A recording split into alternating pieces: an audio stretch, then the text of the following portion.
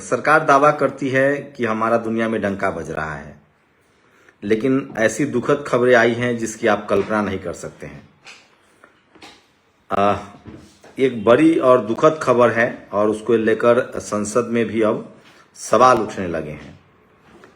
भारत से खासकर रूस जा रहे हैं युवा और जो इजराइल जा रहे हैं, क्या उनको युद्ध के मैदान में धकेल दिया जा रहा है? और सोचिए, राकेश कुमार, ये राकेश कुमार जो उत्तराखंड के थे, राकेश कुमार उत्तराखंड के थे, वो पढ़ने गए थे रूस। वहां उनको रूस की सेना में शामिल कर लिया गया जबरदस्ती।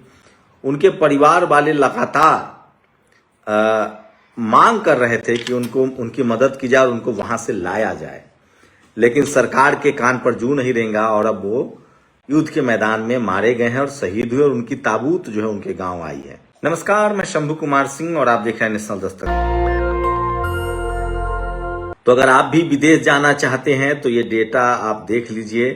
खासकर जो जहां जहां युद्ध है, चाहे वो रूस में युद्ध हो, चाहे इजराइल में युद्ध हो, वहां लोग जो हैं रूसी नहीं जा रहे हैं सेना में, इजरायली नहीं जा रहे हैं, और जो लोग वहां काम करने जा रहे हैं उनको हथियार पकड़ाया जा रहा है। रणदीप सुरजेवाला रूस में भारत के बेटे गए रोजी की तलाश में ताबूत बनकर लौटने का वादा नहीं किया था। न जंग हमारी थी, न बंदूक हमारी, फिर हमारे बेटों की मौत की किसकी जिम्मेदारी? आज संसद में मैंने यह सवाल उठाया क्योंकि सिर्फ आंकड़े नहीं, उजड़े घरों के दर्द असहनीय पीड़ा की गिनती है। भाजपा सरकार के पास पूरी जानकारी तक नहीं, आधी अधूरी जानकारी के आधार पर बताया। 202 भारतीय नौजवान रूसी सेना में जबरन भर्ती किए गए हैं। 26 की मौत हो चुकी है। सोचिए, हमारी सरकार को इस पर संज्ञान लेना चाहिए। कहते हैं कि हम मजबूत सरकार हैं। 202 भारतीय नौजवान रूसी सेना में जबरन भर्ती किए गए हैं, ये सरकार ने संसद में कहा है। इस पर कोई बहस नहीं होगी। अगर यही मायावती प्रधानमंत्री होती, अखिलेश यादव, तेजस्वी यादव, कोई दलित पिछड़ा प्रधानमंत्री होता और इस तरह की वारदात होती तो मीडिया छाती पीट रही होती और सरकार के डिफेंस विदेश मंत्री को इस्तीफा देना पड़ता। 26 की मौत, 7 आज भी लापता है। 18 परिवार डीएनए रिपोर्ट के इंतजार में अपने बच्चों के मृत शरीर को पाने के लिए तरस रहे हैं। 50 युवाओं को वापस लाने की कोशिश की जा रही है और कितने सैकड़ों युवा अभी भी जीवन और मौत के बीच जूझ रहे हैं, किसी को पता नहीं। सरकार कहती है प्रयास जारी है, लेकिन देश पूछता है, जब राष्ट्रपति पुतिन भारत आए, क्या एक बार भी इन 26 शहीदों का नाम लिया गया या कूटनीतिक सिर्फ फोटो और गले मिलने तक सीमित थी? अगर मुझे उम्मीद है अगर मनमोहन सिंह होते तो वो जरूर संज्ञान लेते। 50 भारतीय आज भी रूसी सेना में फंसे हैं। उनकी वापसी की तारीख कौन बताएगा? या उनकी हिम्मत भी डिप्लोमेटिक नोट बनकर रह जाएगी? सब जानते हैं इनमें बड़ी संख्या में हरियाणा के गरीब युवाओं की है। श्रीमान नायब सैनी एवं बीजेपी सरकार ने कुछ नहीं किया और अब केंद्र सरकार भी संवेदना के फाइलों में कैद कर रही है। 26 मौतों में से सिर्फ 10 शव भारत आए, 2 का वही अंतिम संस्कार। बाकी परिवार आज भी दरवाजे पर नजर टिकाए बैठे हैं, कब मिलेंगे उनके पार्थिव शरीर? क्या यही विश्वगुरु की जवाबदेही है? यह विदेश नीति नहीं, यह गरीब भारतीयों की जिंदगी पर चुप्पी का सौदा है। आज मैंने संसद में सवाल उठाया है और देश पूछ रहा है, भारतीय नागरिकों की जान की कीमत क्या है? ये मैंने वो खबरें पढ़ के सुनाई है जो Randeep Surjewala member of parliament है। संसद में उन्होंने ये बात कही है कि 26 लोगों की मौत अब तक मारे गए हैं, 7 लापता हैं। अभी उत्तराखंड में एक राकेश जी का शव आया है, शव भी नहीं आया है। मतलब क्या कहा जाए? सोचिए किस तरह के हालात हैं देश में। लेकिन अगर यही कोई दूसरी सरकार होती तो मीडिया इस पर बहस करे। तो मैं बार बार कह रहा हूं, इस देश की बर्बादी के लिए, चाहे आर्थिक बर्बादी हो, सामाजिक बर्बादी हो, हमारे युवा बर्बाद हो रहे हैं और आप ये सब खबरें उठाएंगे तो आप पर FIR कर दिया जाएगा। लेकिन मैं फिर कह रहा हूं, अगर मैं भारत की सेना में होता तो युद्ध के मैदान से भागता तो भगोड़ा कहलाता, देशद्रोही कहलाता, गद्दार कहलाता और मुझे गोली मार देना चाहिए था। उसी तरह से मैं पत्रकार हूं, मेरा काम है इस देश के नागरिकों के जीवन से जुड़े अधिकारों की सरकार से सवाल पूछना। भारत के युवा पढ़ने गए थे, उनको जबरिया सेना में भर्ती करवाया जा रहा है। क्या भारत सरकार की जिम्मेदारी नहीं है? हमारे एक भी नागरिक को दुनिया में कहीं खरोच आता है तो यह सरकार की जिम्मेदारी कि उनकी सुरक्षा तय करे, उनकी जिंदगी तय करे। लेकिन सोचिए, कोई सवाल पूछने वाला नहीं है। क्योंकि टीवी अखबार ने सरेंडर कर दिया है, और किसी डर से नहीं, किसी लालच से नहीं, क्योंकि इनको लगता है कि हमारी जाति की सरकार है तो हम सवाल नहीं पूछेंगे। मेरी कोशिश होती है कि इस तरह के जो भी घटनाएं हैं मैं आपको बताऊं। और सोचिए देश में किस तरह के हालात हैं, किस तरह से सांप्रदायिकता जो है वो शबाब पर है। ये तमाम खबरें हैं जो सोशल मीडिया पर वायरल है, और ऐसे हो रही है आपके वोट की चोरी और लोकतंत्र की हत्या। 2020 में 2700 से चुनाव हार रहे प्रत्याशी को जीतनराम मांझी डीएम से बोलकर जितवा देते हैं। इस बार 2025 में वो प्रत्याशी चुनाव हार जाते हैं और घर चले जाते हैं। मांझी जी को अफसोस है कि अगर वो संपर्क किए रहते तो परिणाम बदल सकता था। ये जीतनराम मांझी जो है वो खुद कह रहे हैं कि मैंने डीएम को कह के चुनाव जितवा दिया था। वो खुद ही अपनी पोल पट्टी खोल रहे हैं, अब क्या कौन बोले। और सोचिए किस तरह के हालात हैं। एक मुस्लिम समाज के पुलिस अधिकारी को यूपी में सिर्फ इसलिए मतलब सेंटरिंग में डाल दिया गया है, क्या सस्पेंड किया गया है, क्योंकि उन्होंने एक अपने धर्म से जुड़ा शब्द का इस्तेमाल किया था। वो ट्रैफिक इंस्पेक्टर थे। और देखिए उसी यूपी में एक बाबा पुलिस की परेड में बाकायदा उनको सारे प्रोटोकॉल दिए जा रहे हैं। चंद्रशेखर आजाद ने कहा भारत कोई मठ नहीं बल्कि एक संवैधानिक गणराज्य है और राज किसी धर्म विशेष की जागीर नहीं। इस स्पष्ट उल्लेख के बाद एक कथावाचक को कैसे आप प्रोटोकॉल दे रहे हैं। तो सोचिए आप मुस्लिम हैं, एक अभी बुद्धिस्ट अधिकारी ने कुछ कहा था, उसको इस तरह से टारगेट किया गया है। और बुर्का पर बवाल मचा हुआ है।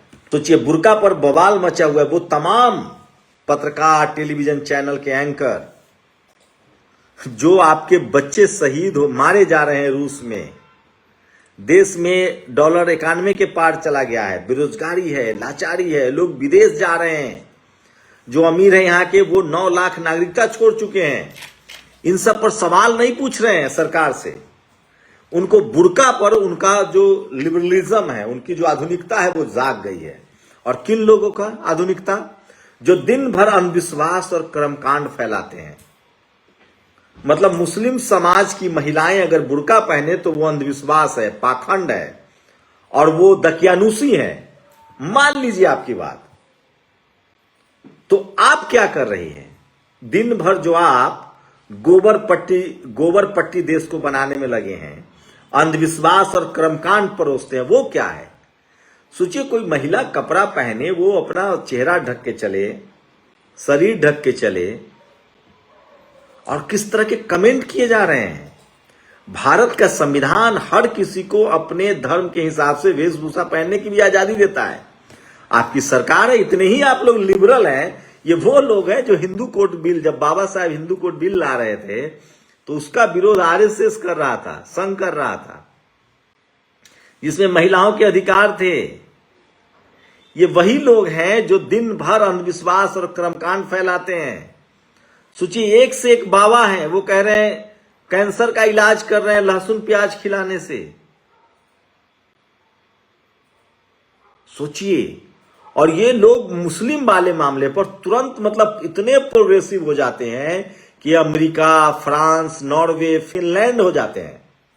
और जैसे ही अपनी बारी आती है ये 2500 साल पहले जाने की बात करने लगते हैं। जो वो एक्ट है मुख्यमंत्री जी का, आप प्रोटोकॉल बना देते कि कोई चेहरा ढककर नहीं आएगा। तो तमाम सोचिए, और किस तरह से तमाम कमेंट किए जा रहे हैं। तो मुस्लिम समाज को लगातार टारगेट किया जा रहा है धार्मिक वजहों से। जैसे दलित, पिछड़े, किसान, आदिवासी, अल्पसंख्यकों को इस देश में लगातार टारगेट किया जाता है जाति की वजह से। वो जेलों में बंद हैं बिना जमानत के। और इस देश के धन्ना सेठ बड़े, सोचिए अभी 2 ठाकुर समाज के 2 नेता हैं, एक दूसरे की पोल खोल रहे हैं यूपी में। उसने मर्डर किया, उसने चोरी की, उसने डकैती की, कोई कार्रवाई नहीं हो रही है पुलिस की। कोई मीडिया इस पर बहस नहीं कर रहा। बाकायदा सारे पत्रकार जाके दोनों का इंटरव्यू कर रहे हैं और दोनों कह रहे हैं कि मैंने मर्डर किया, चोरी किया। वो कह रहा उसने मर्डर किया, वो कह रहा उसने चोरी की है। कोई कार्रवाई नहीं। तो ये सब चल रहा है। लेकिन मैं फिर कह रहा हूं, जिस देश में मीडिया सवाल न पूछे जनता से जुड़ा, बेरोजगारी से जुड़ा, महंगाई से जुड़ा, शिक्षा से जुड़ा, ये देश तभी विश्व गुरु बनेगा जब ज्ञान विज्ञान का केंद्र बनेगा, पढ़ाई लिखाई का केंद्र बनेगा। सोचिए, हमारे जवान, हमारे युवा पढ़ाई करने जा रहे हैं और वो शहीद हो रहे हैं, और यहाँ हिंदू मुस्लिम बुर्का पर बहस चल रही है। और वो लोग, मुझे ताज्जुब होता है, वो लोग प्रोग्रेसिव बनते हैं, बुर्का पर वो टीका टिप्पणी कर रहे हैं जो दिन भर अंधविश्वास और कर्मकांड फैलाते हैं पत्रकारिता के जरिए और टीवी पर। वो मुस्लिम समाज को सेकुलरिज्म, लिबरलिज्म, आधुनिकता समझा रहे हैं। मैं फिर कह रहा हूं, मुस्लिम समाज, आज एक मुस्लिम समाज के युवा ने टॉप किया है यूपीएससी के इंजीनियरिंग सर्विसेज में। पिछले 10 सालों में सबसे ज्यादा मुस्लिम समाज का अगर सचेत हुआ है तो मुस्लिम समाज हुआ है। वो पढ़ लिख रहे हैं, अपने संवैधानिक अधिकारों के प्रति जागरूक हो रहे हैं। जब परिस्थितियां खराब हो तो लोग अपने रास्ते खुद बनाते हैं। मैं बहुजनों से, दलित, पिछड़े, किसान, आदिवासी, अल्पसंख्यकों से अपील करता हूं कि आप किसी भी, नीतीश कुमार ने अपनी पूरी छवि खराब कर ली, बर्बाद कर ली। मुझे लगता है सब जानबूझकर किया जा रहा है। गिरिराज सिंह का बयान तूल दे रहे हैं, वो पांडे जी का बयान, वो हंस रहे थे। नीतीश जी ने जो 20 साल में कमाया है वो सब लगता है इस 5 साल के कार्यकाल में मटिया मेट हो जाएगा। आखिर है तो वो पिछड़े समाज से, लेकिन ये बात नीतीश जी को समझ में आनी चाहिए। वो जो कर रहे हैं वो उनको इतिहास में बदनुमा दाग पर की तरह है। उनको सचेत और सावधान रहना चाहिए। और उसके बाद जो लोग बयानबाजी कर रहे हैं वो सचमुच नीतीश जी के दुश्मन हैं। और ये खबर अब पूरे अरब जगत में फैल रही है, पूरी दुनिया में फैल रहा है। अरे आपको इतना ही बुर्का से प्रॉब्लम है तो आप संसद में एक बिल लाइए, कानून लाइए, बैन कीजिए। हम लोग तो चाहते हैं अंधविश्वास बैन हो, कर्मकांड बैन हो, लोग बहुत प्रोग्रेसिव बने, विज्ञान का दौर है। लेकिन भारत का संविधान हर किसी को बहुत छूट देता है। सिख समाज को वेशभूषा की छूट है, बुद्धिस्टों को वेशभूषा की छूट है, हमको बाबा लोगों को छूट है वेशभूषा की। अब कोई ब्राह्मण धर्म के लोगों को कहे कि नहीं आप भगवा मत पहनो, आप कुछ और पहनो। जैन धर्म के अनुयायी सफेद पहनते हैं, जो इस्लाम मानने वाले लोग हैं वो महिलाएं बुर्का पहनते हैं, उसमें क्या है? हो सकता है नीतीश कुमार की नीयत सही हो, वो चेहरा मतलब वेरीफाई कर रहे हो या उन्होंने सीनियर हैं पिता के तौर पे, लेकिन जो बयानबाजी हो रही है बीजेपी, गिरिराज सिंह ने जिस तरह की भाषा का इस्तेमाल किया है, इसका मतलब है कि ये बीजेपी जानबूझकर नीतीश कुमार की सेकुलर छवि को बट्टा लगा रही है। सोचिएगा जरूर।